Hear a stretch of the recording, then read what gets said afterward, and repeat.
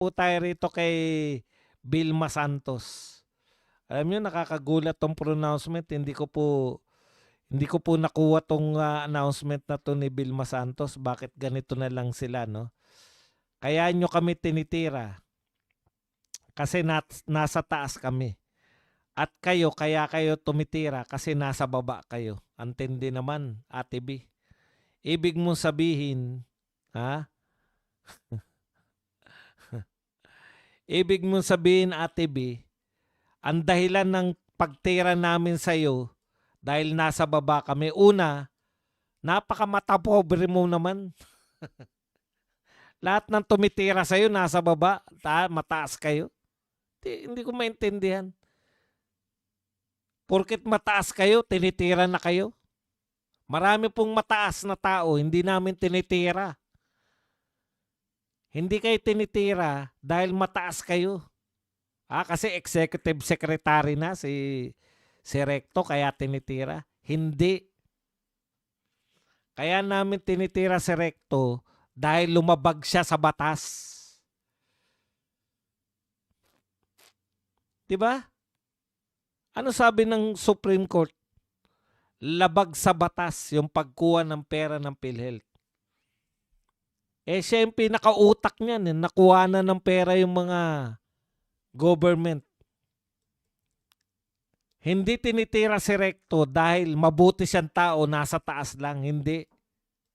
Tinitira namin si Recto dahil siya ang pangunahing utak ng paglilipat ng illegal ng 60 billion. Billion ang pinag-uusapan dito. Hindi lang po ito gawa-gawang kwento. Hindi gawa-gawang kwento yung PhilHealth.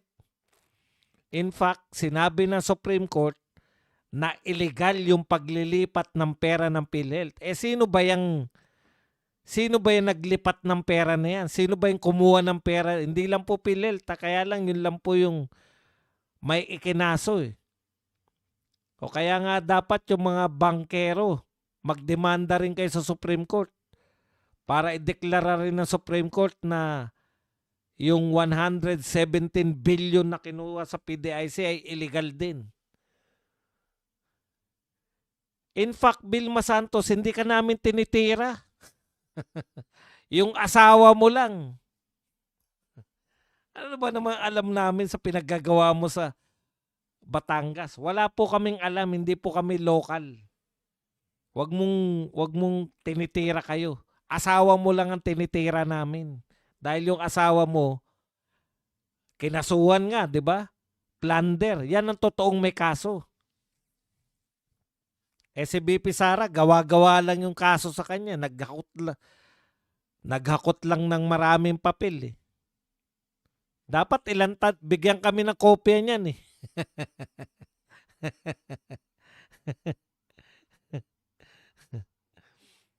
Hindi ka kasali.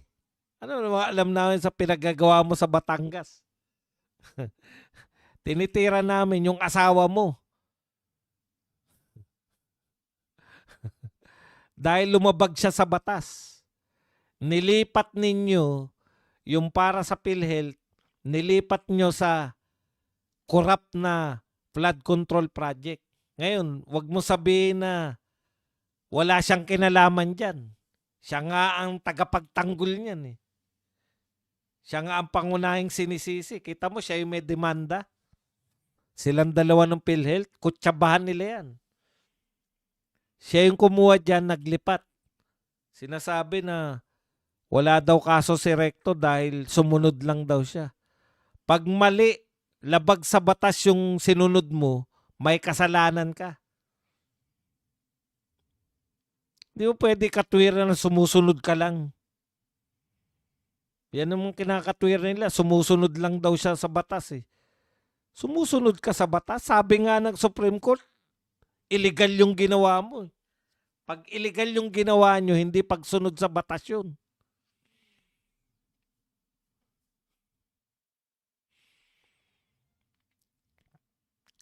Pag illegal yung ginawa nyo, yun lumalabag kayo sa batas. Oh. Yung mismong sinabi nyo na pwedeng kolektahin pwede kayong mangolekta. Kasi ang pinagbabatayan niya yung yung ginawa nila, yung ginawa nilang batas na pwede raw kolektahin yung mga sobrang pera. Yung mga kaysa nakatiwangwang lang yung pera, kolektahin, pinakolekta ni Recto. Siya po ang utak niyan. Oh. Pero labag daw sa batas yun. Sabi ng Supreme Court. Paano niya sasabihin na sumusunod lang siya sa batas? Labag nga sa batas yung ginagawa mo. Vilma Santos, wag ka na. Hindi na uso yung mga pa-arte-arte nyo. Kung meron ka pang fans na buhay pa,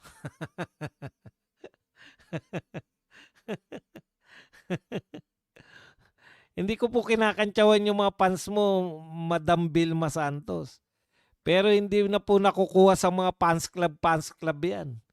Dahil yung mga fans mo, yan ang unang naapektuhan. Dahil thunders na lahat ng mga fans na ni Vilma Santos, di ba? Yan ang una na apektuhan ng paglilipat ni Recto. Hindi po pwede na sabihin na sobrang pera yung kinuha nyo. Paano magsosobra yun? Nakalagay sa batas ng PhilHealth. Pag maraming koleksyon, una, sa kanino galing yung PhilHealth? Koleksyon po yan mula sa mga miyembro. Ano sabi? Pag maraming pera yung PhilHealth, dapat taasan yung benepisyo. Tanong ko lang, libre na ba pagka ikaw member na ospital ka? Sa private, libre na ba pa ospital ng member? Hindi. Bakit nyo kukolektahin? Sabi sa batas ng Universal Health Law, pag maraming pera yung PhilHealth, itaas. Dalawa lang ang pwedeng gawin, hindi isoli. O hindi ipamigay sa flood control. Lalo na sa flood control dahil magnanakaw yung mga flood control. Ano daw ang dapat ginawa, Recto? Taasan yung benepisyo. Ilang porsyento lang ba yung binibigay ng PhilHealth? Halos konti. Pag na-hospital ka nga sa private, halos konti lang yung nababawa sa PhilHealth.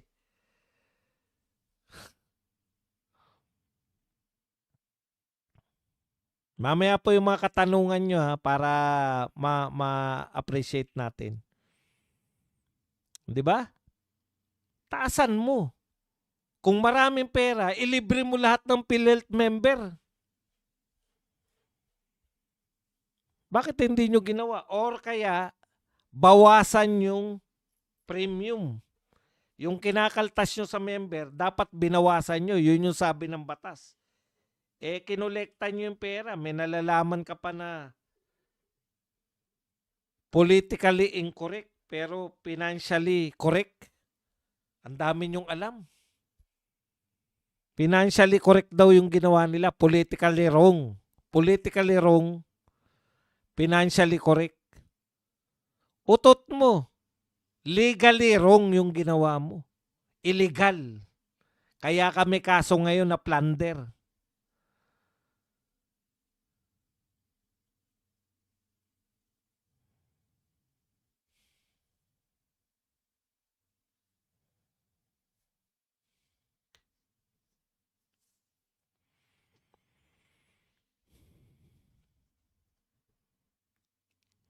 Kaya, Madam Vilma Santos, pasensya na po kayo at noranya ng nanay ko. Pasensya na po kayo, noranya ng nanay ko. 'Di ba? Ayun, iniinsulto nyo si Nora Honor. 'Di ba? Kasi namatay na hindi kasing yaman nyo. Naubos ang kayamanan. Na siya ay pero ano si Nora Honor? At least si Nora Honor, namatay siya na national artist. 'Di ba? Hindi ko naman pinagsasabong yung mga Noranyan at Bilmanyan.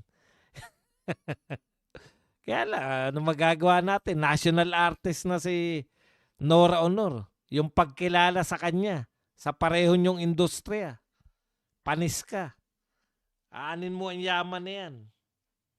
O, mas mayaman ka kay Nora Honor. Pero na sinasabi ng tao, kaya hindi yumaman si Nora Honor dahil marami nakapaligid sa kanya, ay no, tulong siya ng tulong sa mahihirap. Kayo, inaagawan nyo ng pera yung mga mahihirap. Para sa mga mahihirap yung PhilHealth na yan. Inagaw pa ninyo.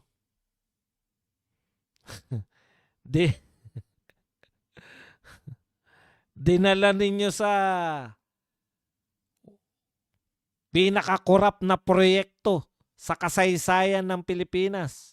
Yung flood control projects.